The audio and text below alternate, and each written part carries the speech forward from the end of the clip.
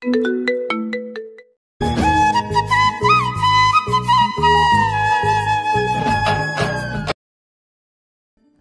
কিছু বলল না, মৃদু হেসে মাথা নাড়ালো। দিহান দ্রুত সেখান থেকে প্রস্থান করলো, আর নেহা সেদিক পানেই তাকিয়ে থাকলো। অদ্রিজা ভার্সিটির ক্যান্টিনেই বসেছিল, পাশে নেহাও বসেছিল। হঠাৎ নিজেদের সামনের চেয়ারটাতে এসে বসলো একটা মেয়ে। সুন্দর ধপধপে শরীর, চোখ মুখে মায়ার যে কোনো এই ছেলে আকৃষ্ট হবে। লম্বা চুলগুলো খোলা রাখা। মেয়েটাকে দু এক নজর তাকিয়ে দেখেই চিনতে পারলো অদ্রিজা। মেয়েটি সেদিনকার সেই মেয়েটা, তানিশা। অদ্রিজা ভ্রুজোড়া কুঁচকে নিয়েই তাকাতেই তানিশা বলে উঠল, তুমি আদ্রিজা, তাই তো? অদ্রিজা দ্বিধান্বিত চাহনিতে তাকালো। মেকি হেসে বলল, হ্যাঁ আমি অদ্রিজা। তানিশা মুচকি হাসলো, বলল, আমি তানিশা। রক্তিমের প্রাক্তনও ধরতে পারো, আবার নাও ধরতে পারো, কারণ ও আমায় কোনোদিন ভালোবেসে স্বীকারই করেনি। বলেওনি ভালোবাসে। বোধহয় আমারই ভুল ছিল শুরু থেকেই। অদ্রিজা ছোট ছোট চোখে তাকালো। তানিশা আবারও বলল, রক্তিমের কে হও তুমি? রক্তিমের সাথে সেদিন দেখলাম, আবার নদীর পাড়েও দেখলাম তোমার সাথে। তুমি ওর বর্তমান প্রেমিকা? অদ্রিজা ইতস্তত চাহনিতে তানিশা আর নেহার দিকে তাকালো। অস্পষ্ট কণ্ঠে বলল, জি। তানিশা হাসলো, বলল, রক্তিমের প্রেজেন্ট গার্লফ্রেন্ড তুমি? অদ্রিজা কয়েক সেকেন্ড চুপ থাকলো, তারপর সোজা কণ্ঠে বলল, না, গার্লফ্রেন্ড নই আমি ওনার। তাহলে কে হও তুমি ওর? অদ্রিজা কিঞ্চিত বিরক্ত হলো। রক্তিমের সে কি হয় এই প্রশ্নের উত্তরে কি বলবে বুঝে উঠতে পারল না সে। সরু চাহনিতে তানিশার দিকে তাকাতেই তানিশা আবারও বলল, প্লিজ রক্তিম নামক বিষাক্ত মানুষটার ফাঁদে পা দিও না অদ্রিজা, পরে ভুগবে। রক্তিমের কাজই হলো মানুষের অনুভূতি নিয়ে খেলা। দেখবে তোমার অনুভূতি নিয়েও খেলবে। প্লিজ ওর সাথে জড়িও না, একেবারেই না। কয়েক সেকেন্ড থেমে তানিশা আবারও বলল, আমি আর রিমো বেস্ট ফ্রেন্ড ছিলাম অদ্রিজা। এই ভার্সিটিতেই পড়তাম। তারপর রক্তিমের সাথে আলাপ হলো। দুজন বান্ধবী। তখন রক্তিমের প্রেমে আপ্লুত। রক্তিম কোনোদিন আমাদের দুজনকেই কাউকেই ভালোবাসেনি। তবুও আমরা কি পাগল বলো তো? আমরা সেই ছেলেটার প্রেমেই হাবুডুবু খেয়ে নিজেদের অস্তিত্বটাই হারিয়ে ফেললাম। দুজন বান্ধবীর সম্পর্ক ভেঙে গেল, কিন্তু রক্তিম, সে নাকি আমাদের কাউকেই ভালোবাসেনি। অদ্রিজা তপ্তশ্বাস ফেলল। অগোছালো মনটাকে গুছিয়ে কাপা কণ্ঠে বলল, আপু, আপনি কিংবা রিমু আপনাদের সাথে শারীরিক সম্পর্ক ছিল রক্তিমের? ছিল? তানিশা চকচকে তাকালো, তাচ্ছিল্য নিয়ে হেসে বলল, যে মানসিকভাবে একটা মানুষকে ভেঙে চুরমার করে দিতে পারে, তার কি শারীরিকভাবে সুযোগ নিতে হয় অদ্রিজা?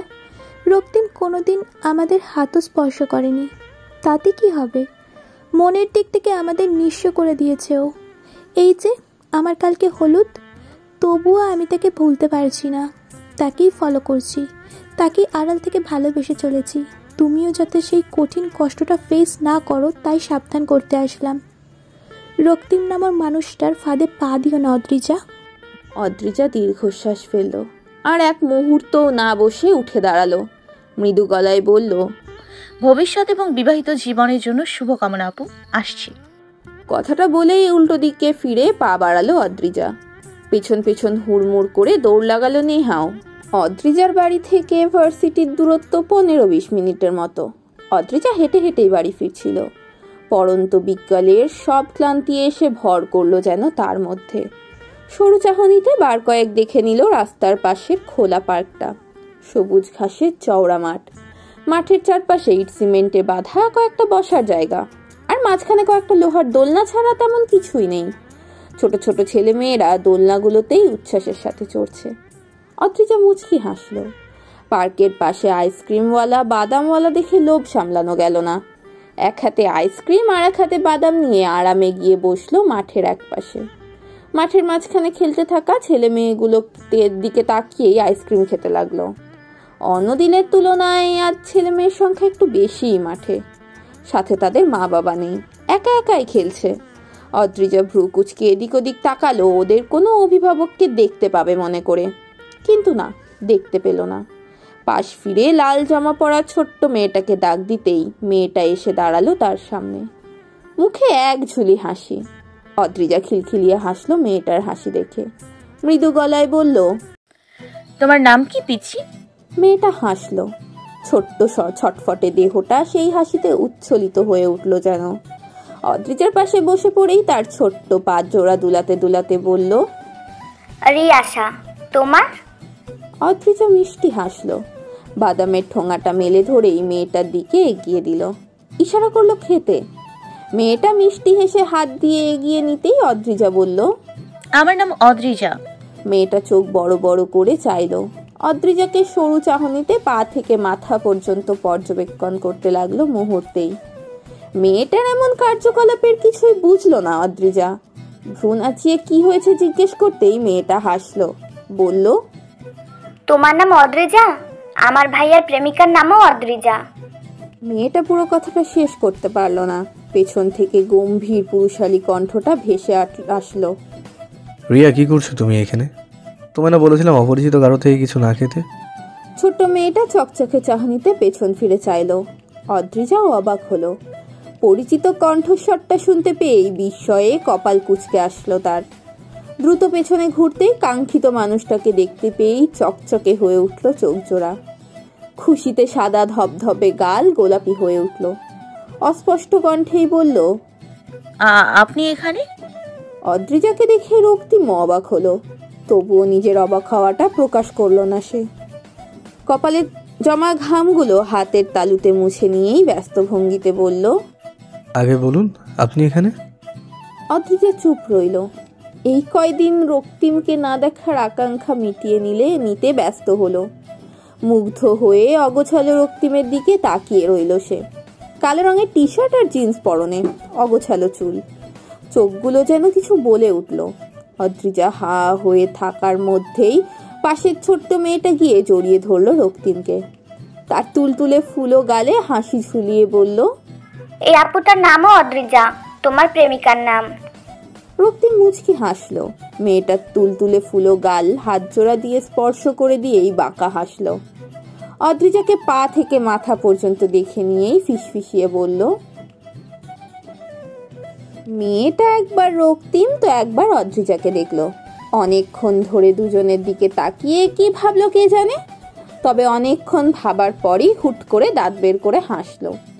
রক্তিমকে মাথা নিচু করতে ইশারা করেই কোমরে হাত দিয়ে দাঁড়ালো সে। রক্তিম মাথা নিচু করলেই ফিসফিসিয়ে বলল, তাহলে পারফেক্ট হবে ভাইয়া। রক্তিম হাসলো, মেয়েটাকে ইশারা করে খেলতে যেতে বলেই পা এগিয়ে অদ্রিজার কাছে এসে দাঁড়ালো।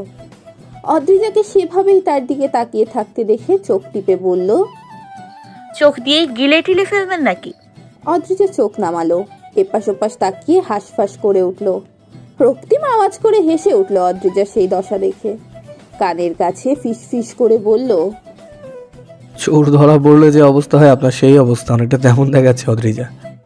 অদ্রিজা কিছু বলল না, এক নজর রক্তিমের দিকে তাকিয়েই বেঞ্চটায় বসে পড়ল আগের মতোই। বাদামের খোসা ছাড়াতেই সামনের দিকে তাকালো। তৎক্ষণাৎ বোধ হলো নিজের পাশাপাশি কোনো পুরুষের উপস্থিতি। পাশ ফিরে তীক্ষ্ণ চাহনিতে তাকাতেই রক্তিম হাসলো। অদ্রিজার হাতের ঠোঙাটা থেকে বাদাম নিয়েই খোসা ছাড়িয়ে মুখে পড়ল সে। মুচকি হেসে বলে উঠল, আপনি আমায় ফলো টলো করে এখানে চলে আসেননি তো অদ্রিজা? অদ্রিজা কড়া চাহনিতে তাকালো, চটচলতি স্পষ্ট জবাব দিল, আপনাকে ফলো করব কেন আমি? আজব, আমার বাড়ির রাস্তা এই পথই। আপনি বোধহয় জানেন না রক্তিম। রক্তিম মৃদু গলায় বলল, জানি। অদ্রিজা কোনো উত্তর দিল না। রক্তিম বাঁকা হেসেই চোখ টিপে আবারও বলল, আপনাকে দেখে প্রেম প্রেম ভাব পাচ্ছে অদ্রিজা। আপনার কাছে বেশ সুন্দরও লাগছে। আপনি আমার সুন্দরী প্রেমিকার মতো বেঞ্চে আমার পাশেই বসে আছেন দেখুন, তাহলে প্রেম প্রেম ভাব পাওয়া কি অপরাধ? অদ্রিজা দাঁতে দাঁত চেপেই বলল, শুধু অপরাধ না, বিশাল অপরাধ। আপনার সুইটহার্টকে রেখে এভাবে অন্য একজনকে দেখে আপনার প্রেম প্রেম ভাব পেতে পারে না। কি যে বলেন, সুইটহার্টের প্রেমে আমি সেই কবে থেকেই ডুবে আছি। আপনার প্রতি প্রাথমিক লেভেলের একটা প্রেম জন্মাচ্ছে। সুইটহার্টের প্রতি আমার যেমন প্রেম তেমনটা নয় অদ্রিজা। অদ্রিজা কপাল কুঁচকে তাকালো, রাগে সাদা ধপধপে গাল লাল হয়ে উঠল মুহূর্তেই। রক্তিমের করা অপমানে তীব্র আত্মসম্মান তত্তর করে জেগে উঠল যেন। নাক চোখ লাল করেই রক্তিমের দিকে কড়া চাহনিতে তাকালো সে। সেভাবেই কড়া গলায় বলল, তো সুইটহার্টের প্রেমেই মজে থাকছেন না কেন রক্তিম? অন্য একজনের সাথে পার্কের বেঞ্চিতে বসে ফ্লার্টিং করছেন আমার সাথে। রক্তিম বাঁকা হাসলো, ভ্রু নাচিয়ে বলল, আপনি জেলাস অদ্রিজা, রিয়েলি? অদ্রিজার নীরব চাহনিতেই পারল না রক্তিমকে ধ্বংস করে দিতে। চোখের জ্বলন্ত রাগ দিয়ে রক্তিম নামক যুবকটিকে ভস্ম করে দেওয়ার তীব্র ইচ্ছা থাকলেও তা সম্ভব হলো না। রাগে হাঁসফাঁস করতে করতেই বলে উঠল, আপনাকে নিয়ে জেলাস হওয়ার কিছুই নেই। তাই নাকি? অদ্রিজার স্পষ্ট জবাব। ইয়েস।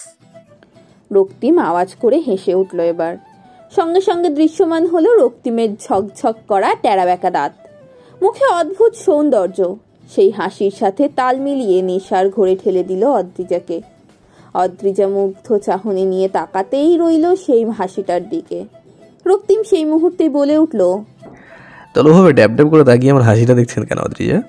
তখনও দেখছিলেন আমায়? তাছাড়াও কে জানে, আমাকে এখানে দেখেই হয়তো পার্কে এসে বসে পড়লেন আমার সাথে কথা বলার লোভে, অথবা আমাকে দেখার লোভে। হতেই পারে, বলুন। অদ্রিজা বিরক্ত হলো, মুখ চোখ কুঁচকে রক্তিমের দিকে তাকিয়েই বলল, আপনার সাথে দেখা বা কথা হওয়াটা জাস্ট একটা অ্যাক্সিডেন্ট রক্তিম, এছাড়া কিছুই নয়। আর শুনুন, আমি আপনার প্রতি ইন্টারেস্টেড নই, একটু ইন্টারেস্টেড নই। সো জেলাস হওয়ার প্রশ্নই আসছে না রক্তিম।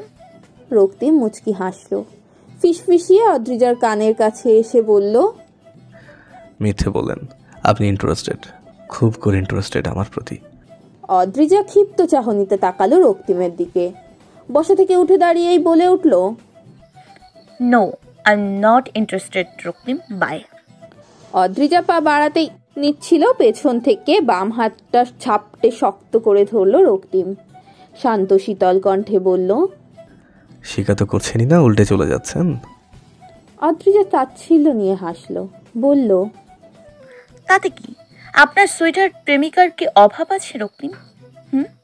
আপনি একটা কল দিলেই যে কোনো একজন চলে আসবে আপনাকে টাইম দিতে। রক্তিম হাসলো। অদ্রিজার হাতটা এক টান মেরে বসিয়ে দিল নিজের পাশে।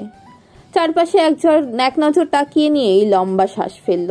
কড়া কণ্ঠে বলে উঠল, পারফেক্ট ওয়াইফ হয়ে যাচ্ছেন আপনি অদ্রিজা। আমি আপনাকে ওয়াইফ হিসেবে মানতে পারবো না, এমন বিহেভিয়ার আমার সাথে করবেন না। আমি আপনার পার্মানেন্ট হাজবেন্ড নই অদ্রিজা। অদ্রিজা হতবিহ্বল চাহনিতে তাকিয়ে রইল রক্তিমের দিকে। এতক্ষণ হেসে হেসে বলা কথাগুলো লোকটার হঠাৎ কঠিন রূপ দেখে থমকে গেল সে। শুকনো ঢোক গিলে বলল, মানে? রক্তিম আগের মতোই কঠিন কণ্ঠে শুধালো, মানেটা আপনি জানেন, জেনেও বুঝতে না চাইলে আমার কিছু করার নেই। অদ্রিজা এবারও কিছু বুঝে উঠল না, মিনমিনে চোখে তাকিয়ে রইল রক্তিমের দিকে। তখনই সামনে এসে দাঁড়ালো ছোট্ট তুলতুলে দেহের ছোট্ট প্রাণগুলো। তুলতুলে ফুলো মুখগুলোতে হাসি ফুটিয়েই সবাই একসাথে বলে উঠল, এটাই তোমার প্রেমিকা?